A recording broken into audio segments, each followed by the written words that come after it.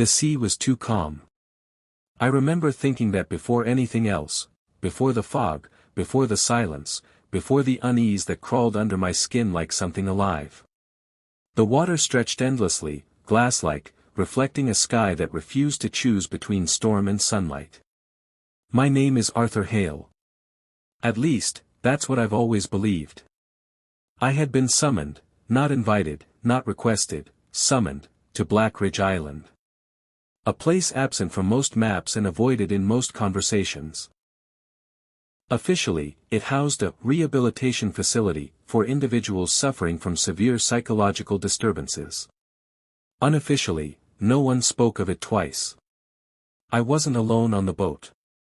Across from me sat Inspector Rowan, a man who had the posture of authority but the eyes of someone who hadn't slept in weeks.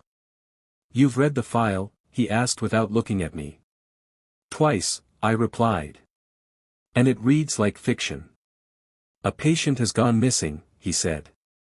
"From a locked facility. No signs of escape. No witnesses. No explanation. A locked room mystery," then, I mused. How refreshing. He didn't smile. The island grew larger as we approached. Its cliffs rose sharply from the sea, jagged and unwelcoming. At the highest point stood the facility, a structure of gray stone, angular and severe, like it had been carved out of the rock itself. I felt it then. That strange sensation. Not fear, no, I'm not prone to fear, but recognition. As if I had seen this place before. The boat docked with a dull thud.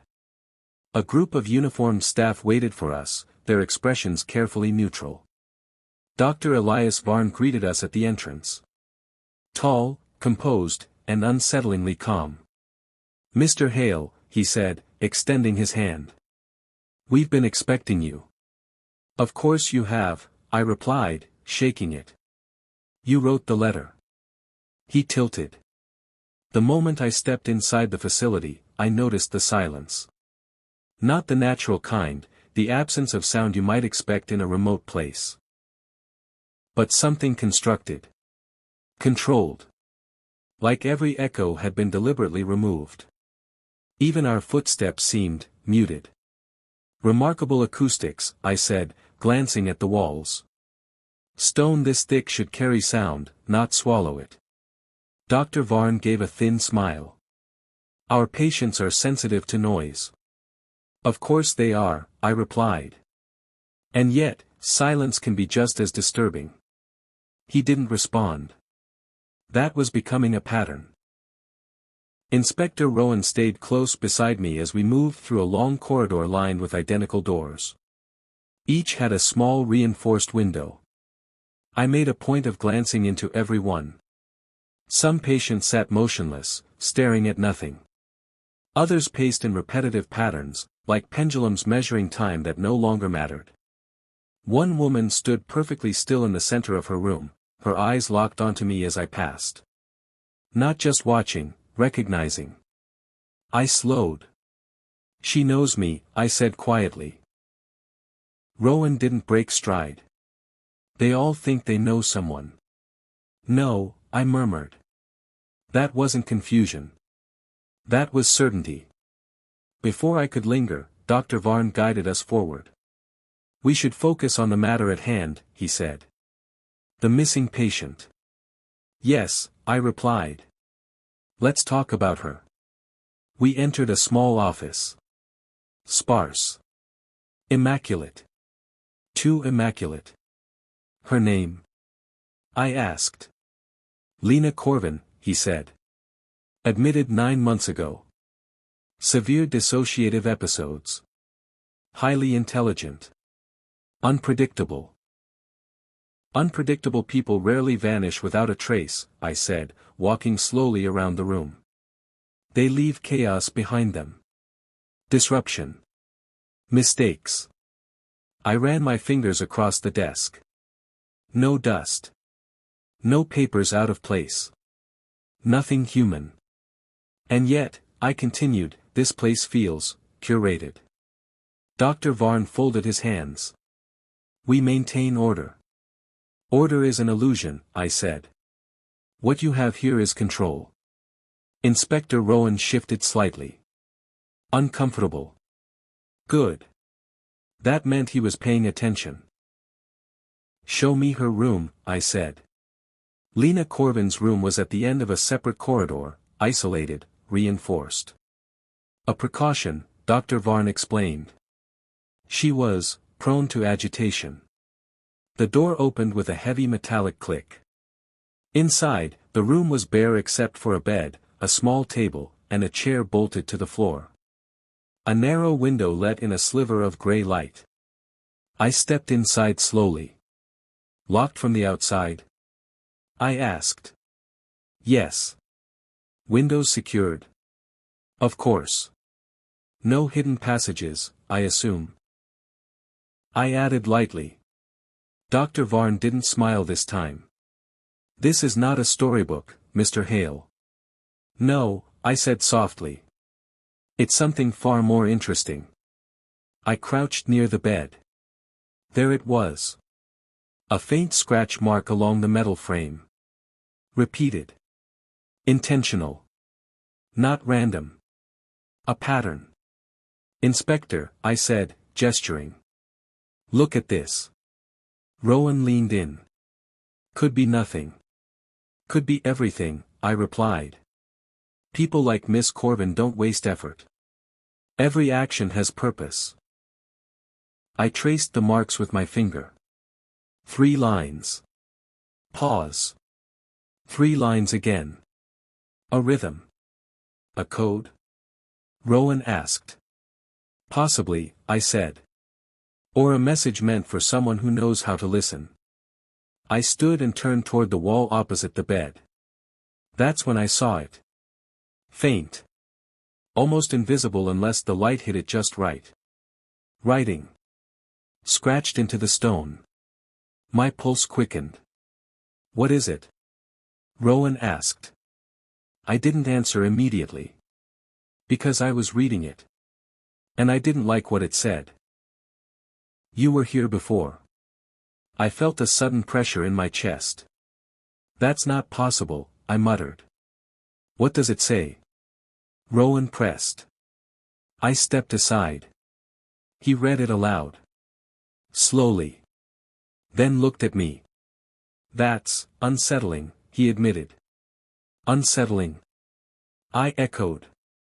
Inspector, that's personal. Dr. Varn spoke calmly behind us. Patients often create narratives. It's a coping mechanism. Yes, I said, turning to face him. But narratives require inspiration. I stepped closer to the wall again, examining the grooves. These weren't made in panic, I said. They were carved carefully. Deliberately. Over time. Which means, Rowan said, catching on, she wasn't trying to escape. No, I replied. She was trying to communicate. With whom? He asked. I didn't answer right away. Because the answer was already forming in my mind. And I didn't like it. We left the room, but the words followed me. You were here before. As we walked down the corridor, I began to notice things I hadn't before. Small inconsistencies. A door that appeared slightly different from the others. A flicker in the overhead lights that came in a pattern, not random, but timed. Even the staff, their movements were too synchronized. Too rehearsed. Inspector, I said quietly, have you noticed anything unusual? He hesitated. Aside from everything? Specifics, I pressed.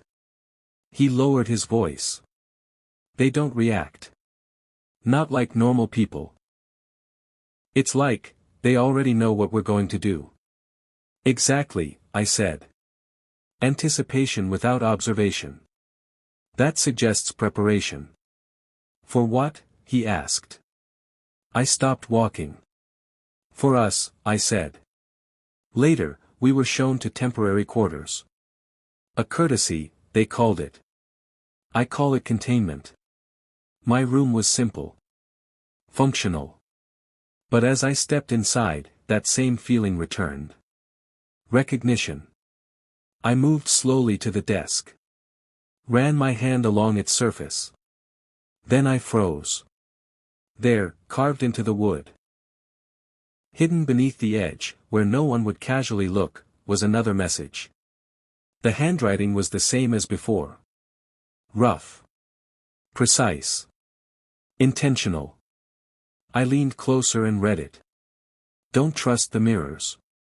A chill ran through me. Not fear. Something worse. Doubt. I turned slowly toward the mirror mounted on the wall. For a moment, I could have sworn my reflection hesitated. Just slightly. Just enough. I stepped closer. Studied my own face. Every detail was correct. Every movement matched. And yet, something felt off. Like I was looking at a version of myself that knew more than I did. Behind me, there was a soft knock on the door. Mr. Hale. Rowan's voice. We've found something. I tore my gaze away from the mirror. Coming, I said. But as I reached the door, I hesitated. Just for a second.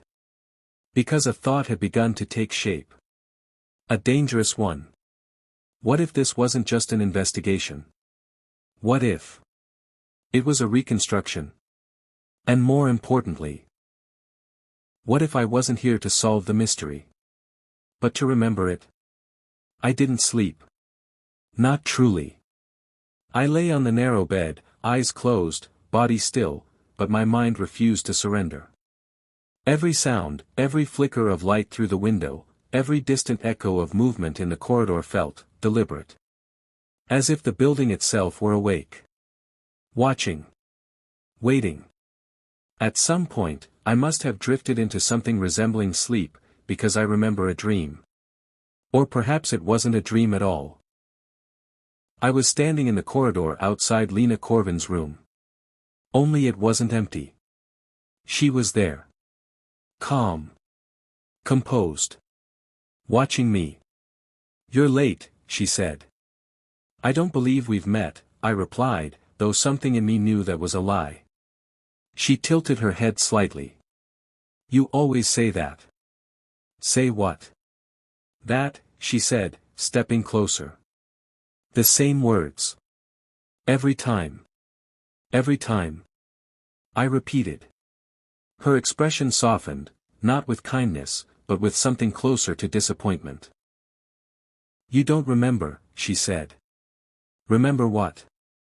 She leaned in, close enough that I could feel her breath, steady, real.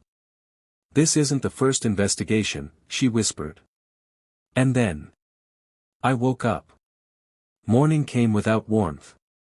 The light filtering through the window was pale and indifferent, as though the sun itself had no interest in this place. I sat up slowly, pressing my fingers to my temples. Dreams, I muttered. Just dreams. But even as I said it, I knew better. Dreams don't repeat with precision. Dreams don't feel rehearsed. There was another knock at the door.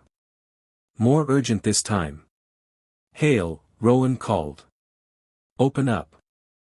I stood and crossed the room, but before opening the door, I glanced, just briefly, at the mirror.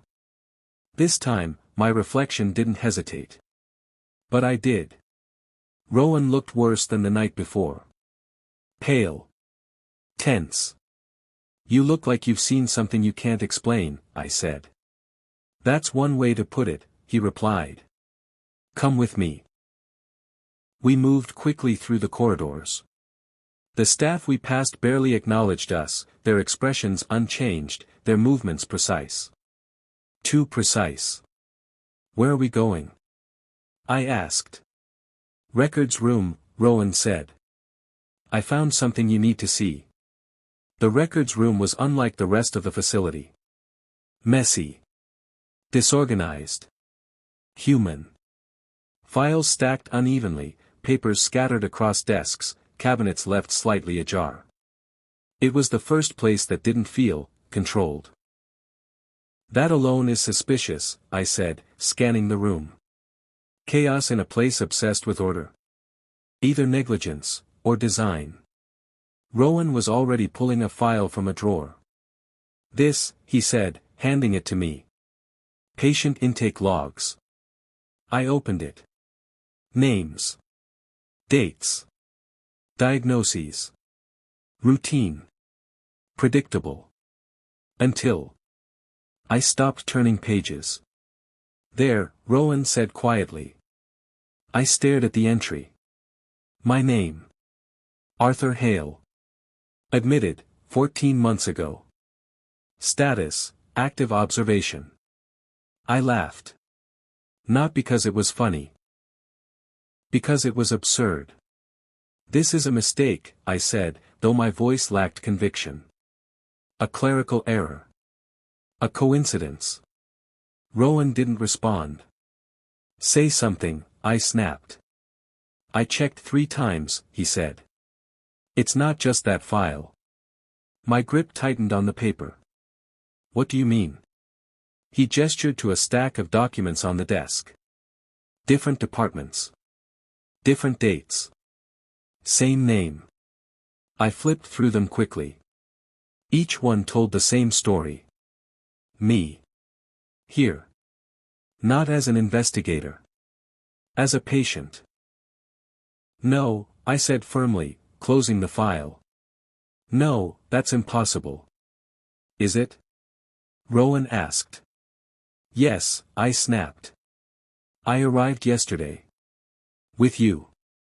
Rowan hesitated. And that hesitation was louder than any argument. We arrived yesterday, he said carefully.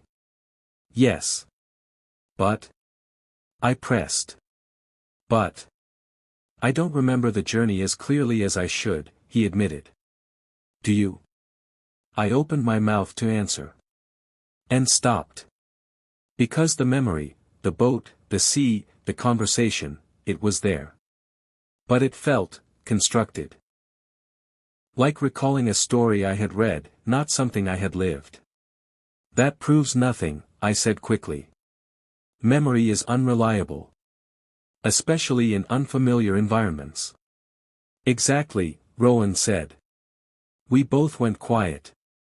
I moved toward the far wall, scanning the shelves. If this is true, I said slowly, if I have been here before, then there must be records of my treatment. There are, Rowan said. I turned sharply. Where? He pointed to a locked cabinet. Restricted access. Of course it is, I muttered. I examined the lock.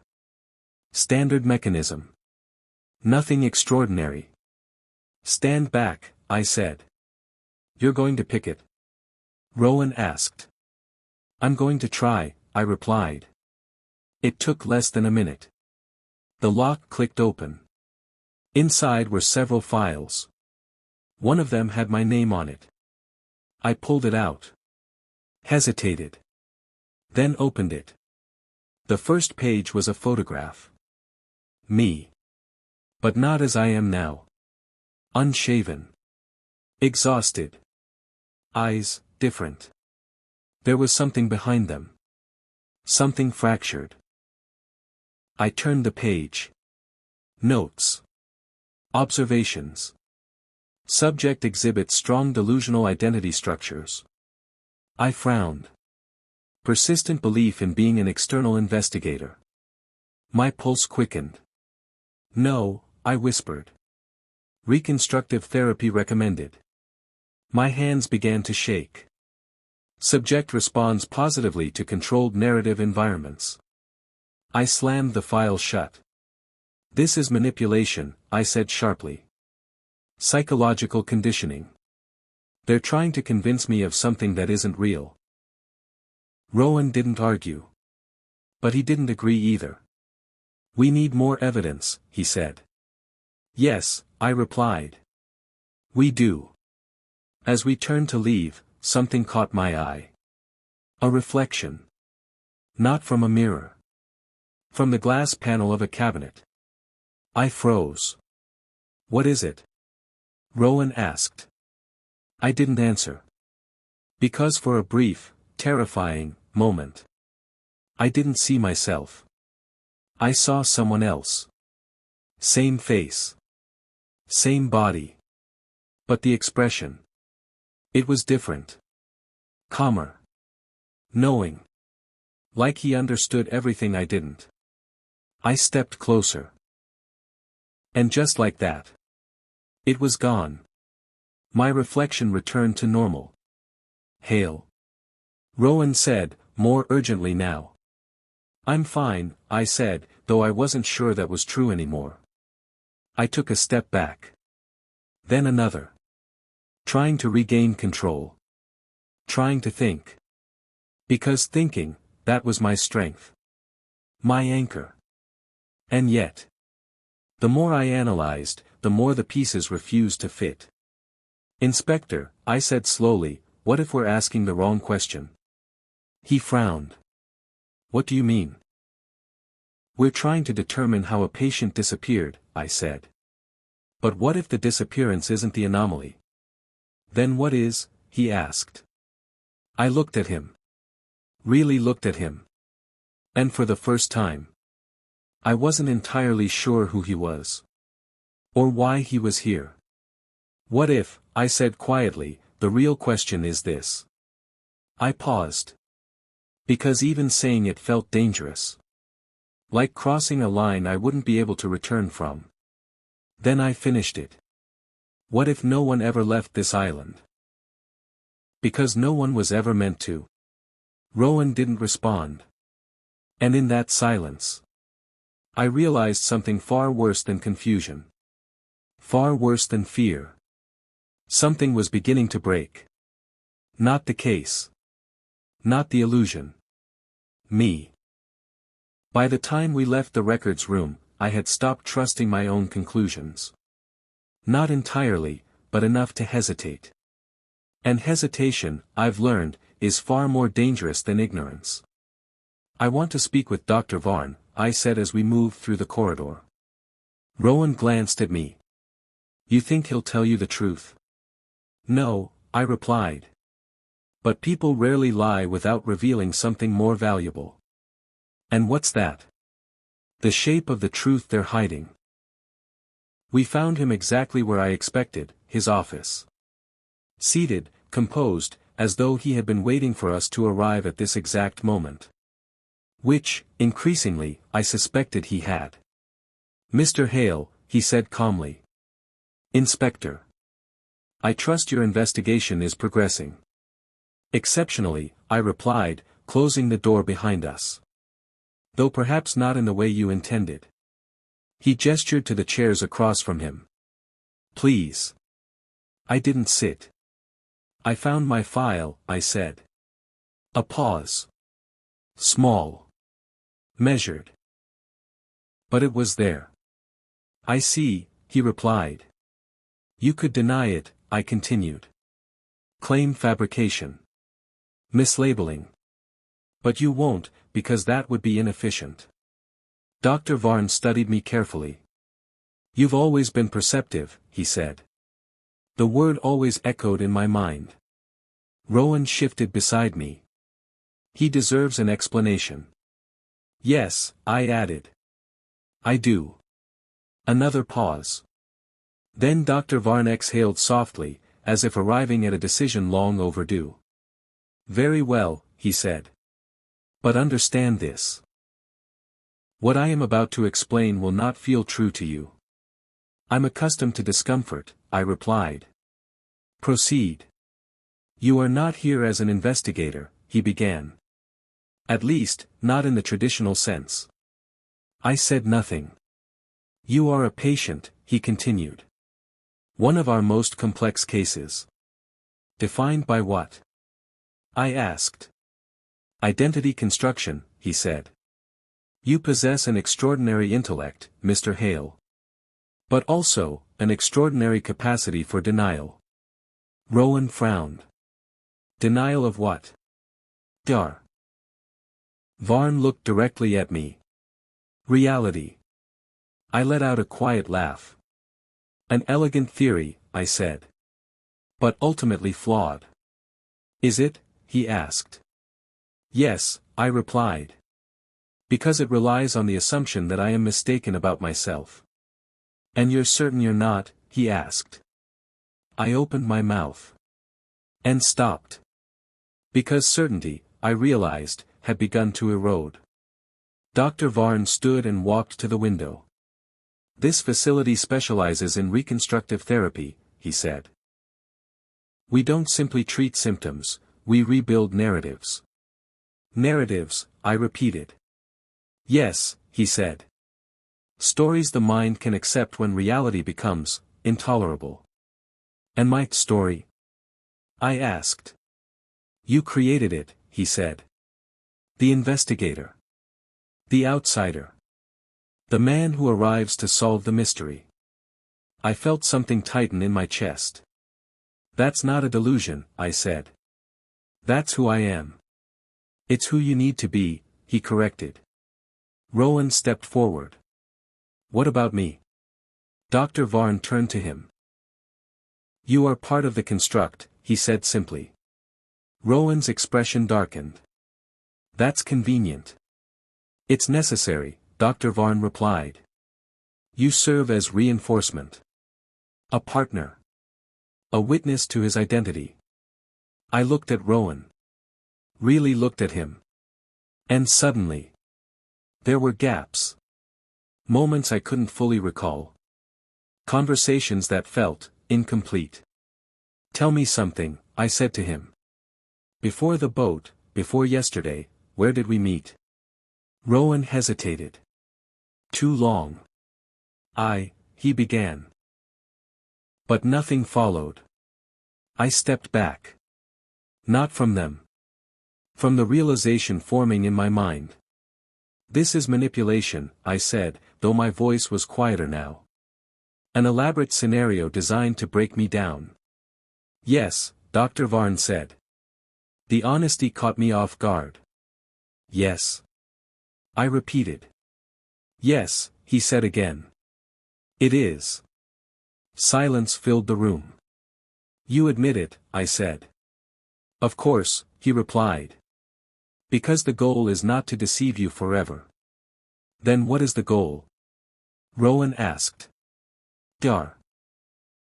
Varn looked at me. To help him remember. Remember what? I asked. He didn't answer immediately. Instead, he walked back to his desk and opened a drawer. From it, he removed a small object. A key. Plain. Unremarkable. Except for one detail. It had a number engraved on it. 17. My pulse quickened. What does that open? I asked. Your room, he said. I've already seen my room. He shook his head slightly. No, he said. You've seen the version you allow yourself to see. We walked in silence. Down a different corridor this time. One I hadn't noticed before. Which, given the layout of the facility, should have been impossible. The walls here were darker. The air heavier. At the end of the corridor stood a door. Marked only with the number. 17. Dr. Varn handed me the key. This is where your treatment began, he said. I stared at the door. A strange pressure built behind my eyes. Fragments of something. Not memories. Not yet. But close. Open it, Rowan said quietly. I hesitated. Not out of fear. But because I knew. Whatever was on the other side. Would change everything. The key turned smoothly. The door opened. The room inside was nothing like the one I had been given. This one was, lived in. Papers scattered everywhere. Walls covered in writing. Equations. Notes. Diagrams. All in my handwriting. I stepped inside slowly. This, I whispered. This is my work. Yes, Dr. Varn said. I moved to the nearest wall. Read the words. Overlapping thoughts. Theories. Questions. All centered around one idea. Memory reconstruction. No, I said, shaking my head. This doesn't prove anything. Look closer, Rowan said. I did. And then I saw it. A single phrase. Repeated over and over again.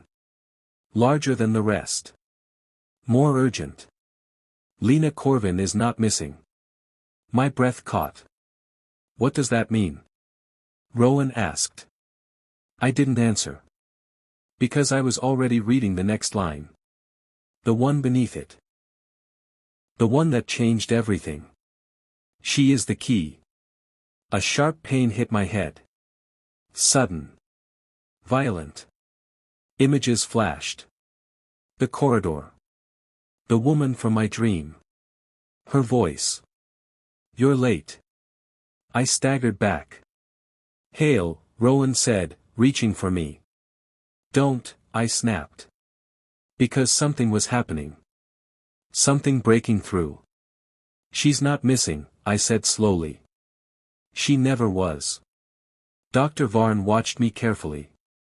Go on. I looked around the room. At the notes. At the patterns. At the truth I had written for myself, and then forgotten. This isn't an investigation, I said. No, Dr. Varn agreed. It's a loop, I continued. A reconstruction. Repeated until I accept. I stopped. Because the final piece was the hardest to say. Rowan stared at me. Accept what? I looked at him. At Dr. Varn. At the room. And finally. At myself. That Lena Corvin, I said quietly. Isn't the missing patient. Silence. Heavy. Unavoidable. She's me. The words hung in the air. And for the first time since arriving on the island. Everything made sense. And nothing did. For a long moment, no one spoke. The words I had just said, she's me, didn't echo in the room. They didn't need to. They settled instead, heavy and immovable, like a truth that had been waiting patiently for me to catch up. Rowan was the first to react. That's not possible, he said, though his voice lacked conviction. That doesn't make any sense. It does, I replied quietly. More than anything else so far. I turned slowly, taking in the room again, the walls, the notes, the frantic precision of my own handwriting. This wasn't chaos. It was desperation organized into logic. I wasn't investigating Lena Corvin, I continued. I was constructing her. Dr. Varn nodded slightly. Yes. A separate identity, I said. A partition. Something my mind could externalize. Correct, he said. I exhaled slowly. And when that separation failed, I added, I turned it into a mystery. I walked toward the center of the room, my thoughts aligning with an almost mechanical clarity. The missing patient, I said. The locked room. The coded messages. All of it designed, by me, to create distance from the truth. Rowan shook his head. Why would you do that to yourself? I looked at him.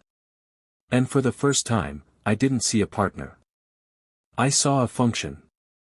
A mind like mine doesn't break easily, I said. So when it does, it doesn't shatter. It rearranges. Dr. Varn stepped forward slightly. Your condition required a very specific approach. Reconstructive therapy, I said. You mentioned that. Yes, he replied. We built a narrative you could inhabit. One where you remained in control. One where the truth could emerge, gradually. And Rowan? I asked. A stabilizing presence, Dr. Varn said. Someone you trust. Someone who reinforces your identity. I looked at Rowan again. His posture. His tone. The way he had followed my lead without question. Not a partner. An anchor. Or perhaps a leash. So what now? I asked. Dr. Varn didn't answer immediately. Instead, he studied me with an intensity that felt different now. Not clinical. Not distant. Hopeful. Now, he said, you decide. I frowned. Decide what? Whether to accept the truth, he said, or to return to the narrative. The word settled into place. A choice. Not a revelation. Not an ending. A decision. What happens if I accept it? I asked.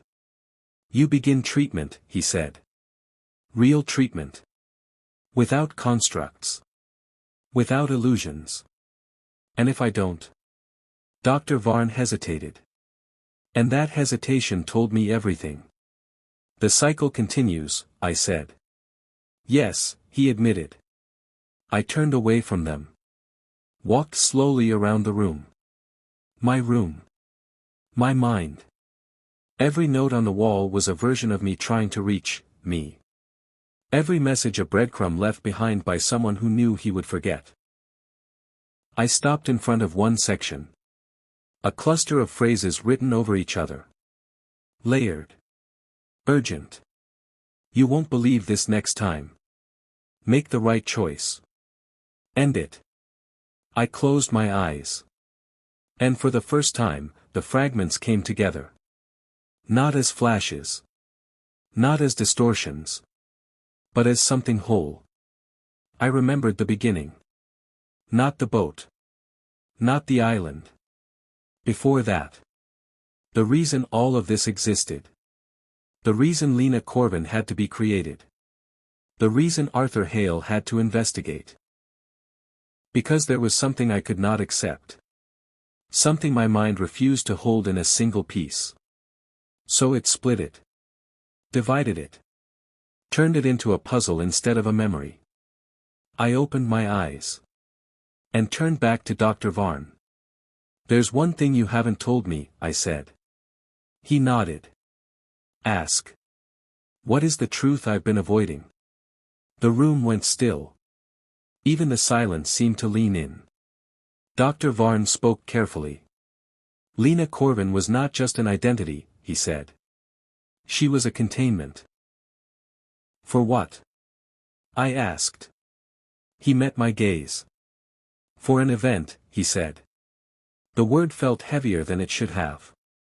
An event, I repeated. Yes, he said.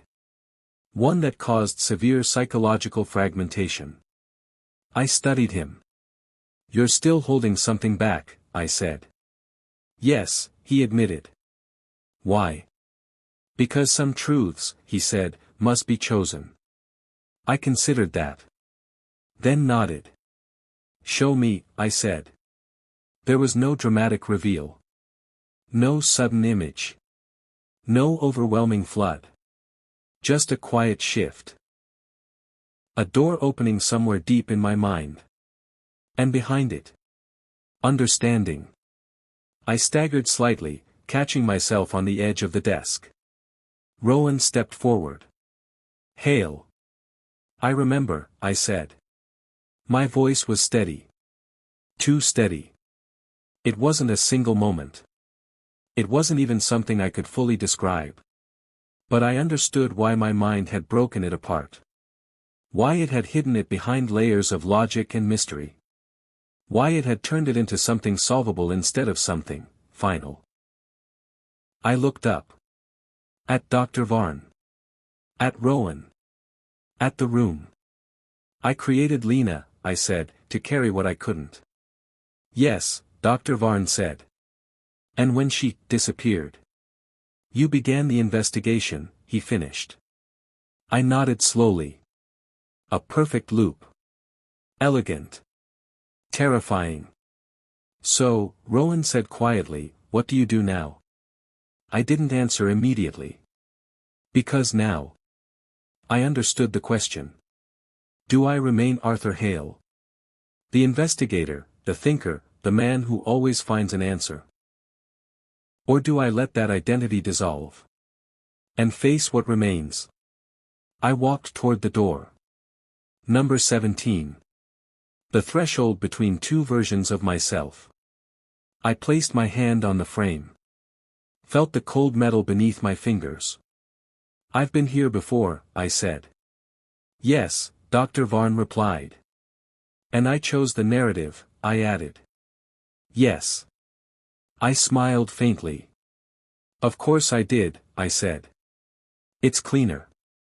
Controlled. Solvable. And now? Rowan asked. I looked back at them. At the roles they played. At the world I had constructed. At the mystery that had kept me safe. Then I stepped out of the room. The corridor looked the same. But it felt different. Less certain. Less fixed. Behind me, Dr. Varn's voice echoed softly. Mr. Hale, your choice. I paused. Just for a moment. Then I said. I think. I glanced once, just once, at the nearest reflective surface. At the man staring back at me. This time. And then I smiled. I'll solve it. The lights flickered. The corridor stretched. And somewhere, deep within the structure of my own mind, the story began again.